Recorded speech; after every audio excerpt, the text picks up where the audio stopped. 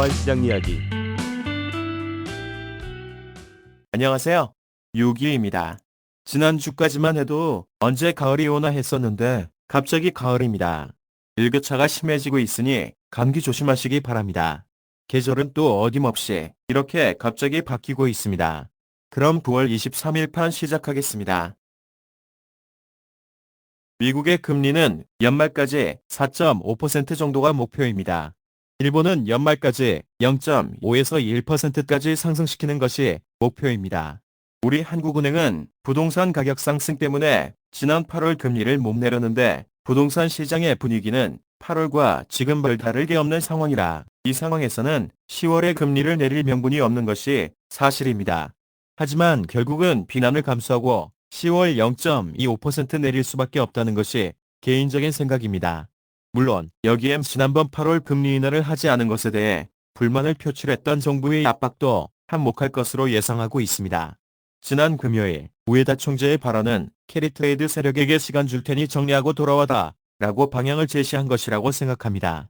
미국 금리 인하 이후 지금의 엔화와 원화의 되돌림 모습은 결국 올라봐야 얼마 못 오르고 다시 내릴 것으로 보고 있습니다. 결국 엔화 140엔 하향한다. 그러면 원화는 버틸 수 있을 것인가? 결국은 원화도 따라서 내려간다고 생각하고 있습니다. 엔화의 예상 변동폭은 138.6엔에서 144.5엔, 원화 예상 변동폭은 1307원에서 1342원입니다. 이렇게 두 걸식으로 먼저 이야기해놓고 뒤에 천천히 서술을 하라고 조언을 해주시더군요. 바쁜 요즘 사람들은 앞에 구구절절 이야기해봐야 끝까지 듣지 않는다고 요점을 먼저 말하라고 하더라고요. 그래도 끝까지 들어주셔야 유튜브 정책상 고가 점수에 반영이 되어 인기가 생기는데 이러다 언제 구독자 100명 채울지 한심스럽습니다. 시간 되실 때 그냥 켜놓으시고 소리 끄시고 끝까지 시청해 주시면 6위의 유튜브가 성장하는데 큰 도움이 될 것 같습니다. 그럼 이제 다시 시간을 되돌려서 지난 2주 동안의 엔화 시장을 살펴보겠습니다. 차트에서 보이는 3개의 구름대로 나눠서 시장의 심리를 생각해 보았습니다. 먼저 금리 0.25% 인하가 대세였던 9일 경의 둘째 주 대체적인 분위기는 경기, 고용 지표가 이 정도면 괜찮다는 분위기였고 0.25% 인하에 대해 인정하는 분위기였습니다.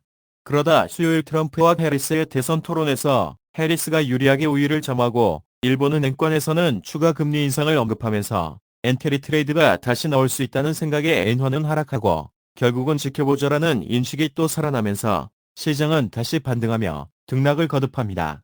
이후 두 번째 구름대, 즉 미국 고용지표에 대한 불안감으로 금리 0.5% 인하의 무게감이 실리는 구간입니다. 시장의 분위기는 아래로 확 바뀝니다. 우리나라의 추석 연휴 전날인 금요일까지 고용시장의 부담감으로 달러는 약세, 엔화는 강세를 지속하다 결국 100%의 가능성으로 금리를 0.5% 인하한다는 확신을 가진 월요일, 엔화는 140엔을 깨고 139.5엔대의 바닥을 확인하고 올라오는 큰 움직임을 보입니다. 이후 시장의 심리는 너무 내렸다.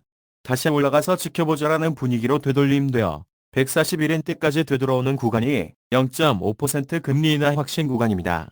마지막으로 실제 금리를 0.5% 인하한 구간입니다. 금리 0.5% 인하 발표 이후 엔화는 큰 폭 하락하지만 결국 미국 주식시장에서는 실제로 0.5%라는 큰 폭의 인하를 보면서 정말 경기가 안 좋은 거 아닌가라는 불안감으로 하락의 움직임이 나오면서 엔화도 더욱 크게 되돌림되는 분위기였습니다. 개인적인 생각으로는 만약 16일 140엔을 깨고 저점을 확인하지 않았다면 이렇게까지 되돌림되지는 않았을 것이라 생각합니다. 너무 일찍, 너무 많이 내려갔다 왔다는 생각입니다. 그리고 금요일 낮, 일본은 금리를 동결하고 일본 우에다 총재 발언이 영향을 미치면서 엔화는 약세로 움직이게 됩니다. 우에다 총재는 현재 물가는 잘 조절되고 있다. 그래서 급할 것 없다. 금리에 대해서는 천천히 고려하겠다는 입장이었습니다. 하지만 개인적으로는 어쨌든 물가와 소비는 그럭저럭 괜찮으니 금리는 인상하겠다라고 발언한 것으로 속내를 분석합니다. 일본의 금리 정책은 계속 인상 쪽으로 가겠다. 부담은 없다. 결국 이 발언은 미국과 일본의 금리 차는 시간이 지날수록 축소된다. 일본 엔화 빌려서 해외에 투자한 사람들은 빨리 정리하고 돌아와다. 라고 봐야 할 것 같습니다. 캐리 트레이드 세력에게 한마디 던진 것으로 보여집니다. 원화 시장 보겠습니다. 시장의 심리 구도는 엔화와 같습니다. 0.25% 구간, 0.5% 구간, 그리고 이나후 수습 구간.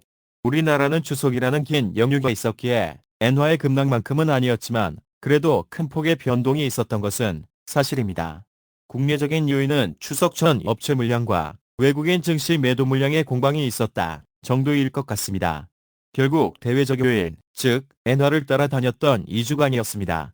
우리 원화도 저점이 1315원까지 하락한 이후 엔화 따라 되돌림 받고 있는 모습입니다. 우리나라는 향후 금통위 일정에서 올해 10월, 11월 2번 남아있고 미국은 11월, 12월 2번 남아있습니다. 날짜가 엇나가서 한국은행이 어떤 태도를 취할 것인지 지켜봐야겠습니다. 미국이 지난 7월 0.25%, 이번에 0.25% 이렇게 두 번 내렸더라면 우리 한국은행은 눈치 볼 것 없이 10월에 0.25% 내리면 딱 맞는 시나리오였는데 미국이 7월에 안 내리고 9월에 0.5%를 내려버리니 한국은행 입장에서는 상당한 부담을 가지게 되었습니다. 지난 8월 부동산 가격 상승 때문에 금리를 못 내린다고 했었고 현재의 분위기는 여전히 부동산 가격 상승 문제로 대출 규제까지 하고 있는 마당에 미국 내렸다고 따라 내린다면 참 면이 서지 않는 입장일 것 같아 이러지도 저러지도 못하고 고민하는 형국일 것 같습니다. 하지만 8월 정부의 은근한 영향력도 있었던 것을 애써 모른 척하며 금리 인하를 하지 않았는데 이번 미국 인하유 또 모른 척 버티기에는 외부 부담도 만만치 않아 결국은 0.25% 인하라는 카드를 선택할 것 같습니다. 이번 주 주요 경제 일정을 살펴보겠습니다. 23일 스탠더드 앤드 푸어스에서 미국의 구매관리자 지수 발표가 있습니다. 그리고 24일 호주의 기준금리 결정이 있습니다. 동결을 예상하고 있습니다. 미국은 소매 판매 지수와 연은의 제조업 지수 발표도 있습니다. 25일 미국 신규 주택 판매가 있습니다. 26일 일본은행 금융정책 결정회의 이사록 발표가 있습니다. 그리고 미국의 주간 신규 실업보험 청구자 수 발표가 있습니다. 또 파월 의장의 미국 국제시장 컨퍼런스에서의 연설이 있습니다. 27일 일본 자민당 총재 선거가 있습니다. 그리고 밤에 미국의 개인 소비 지출 및 개인 소득 발표가 있습니다. 그 외 이번 주에는 미엔준 관계자들의 연설이 다수 잡혀 있습니다. 전반적인 지표 발표의 예상치는 전월보다 좋아지거나 큰 변화가 없을 것으로 보고 있습니다. 환율에는 안정적으로 작용할 것이라는 해석입니다. 0.5% 인하 이후 잠깐 동안은 숨 돌리기를 하지 않을까 생각합니다. 상승 하락 시소 분석입니다. 미국 금리 인하 이후에 추가 인하 분위기가 유지되려면 결국은 물가는 안정적으로 유지되고 고용시장도 안정되어야 합니다. 여전히 미국 금리 인하에 대한 눈치 보기 장세이기에 미국에서 발표되는 경제 지표들 하나하나 잘 지켜보아야겠습니다. 일본은 10월, 11월, 12월 3번의 중앙은행 금리 결정 시간이 있습니다.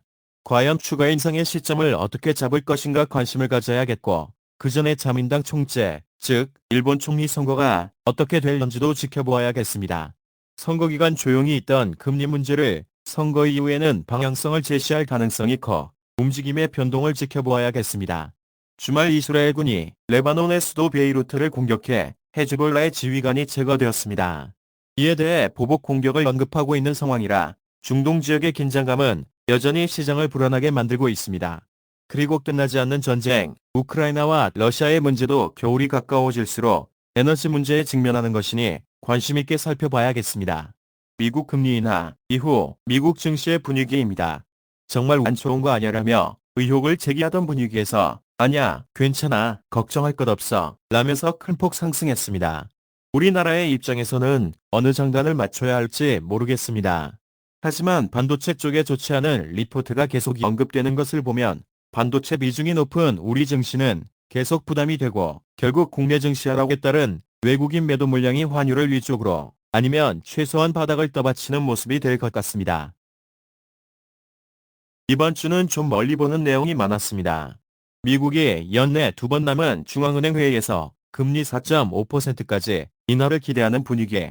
그러려면 최소 0.25%씩 2번 내려야 한다는 것인데 우리 한국은행 입장에서는 미국보다 먼저 중앙은행 회의가 끝난다는 것, 그리고 지난번 부동산 가격 상승 때문에 금리 못 내린다고 했었는데 이번엔 어떻게 해야 할지 10월 아니면 11월인데 한 달 사이 부동산 경기가 급변할 것 같지는 않고 결국 원점으로 돌아와서 미국과의 거리 조정을 위해 10월 금리를 내릴 것인가 말 것인가 하는 부분이 제일 관심사가 되겠습니다. 환율이 오르면 오르는가 보다 내리면 내리는가 보다 하면 되는 것이지만 가장 민감한 경제의 근간이 금리라는 것이니까 잘 생각해야겠습니다. 그럼 짧게 이번 주 주요 관심사항을 살펴보겠습니다. 경제 지표는 크게 출렁일 만한 수치가 나오지 않을 것 같습니다. 다만 24일 우에다 일본은행 총재 오사카 지역 간담회에서의 기자회견, 그리고 연준고위 관계자들의 발언, 또 26일 파원 회장의 발언 등을 주목해 보아야겠습니다. 큰 폭의 금리 인하를 단행한 이후 이기에 시장을 요동치게 할 내용은 없을 것으로 보고 있지만 그래도 아직은 추가 금리 인하를 예상하는 분위기에 반대되는 언급이 있을 경우 시장의 변동성은 확대될 것입니다. 27일 일본의 자민당 총재 선거를 잘 보아야겠습니다. 그리고 27일 밤 미국 8월 개인 소비지 출지수를 지켜보아야겠습니다. 호주, 스웨덴, 스위스의 통화정책회의가 있는데 시장에 미치는 영향은 크지는 않겠지만 금리 인하의 분위기에 동참하는지도 지켜보아야겠습니다. 이번 주 예상 변동폭은 일본 엔화는 138.6엔에서 144.5엔, 그리고 원화는 1307원에서 1342원 사이를 바라봅니다. 향후 환율을 방향을 다소 과하게 아래쪽으로 보고 있습니다. 지난번 분석에서도 드러났었던 수치가 139엔대였었는데 설마라는 생각으로 수치를 높게 잡았었는데 역시 그 가격대를 찍고 오더라고요. 그냥 눈에 보이는 대로 생각되는 대로 분석하고 이야기하겠습니다. 다시 한번 감기 조심하시고 6일의 외환시장 이야기 끝까지 들어주셔서 감사합니다. 그럼 내일 차트 분석으로 인사드리겠습니다. 구독, 좋아요 많이 부탁드립니다. 곧 6개월이 되는데 100명의 구독자는 만들어 봐야겠습니다. 구독자님들의 도움이 절실합니다. 감사합니다.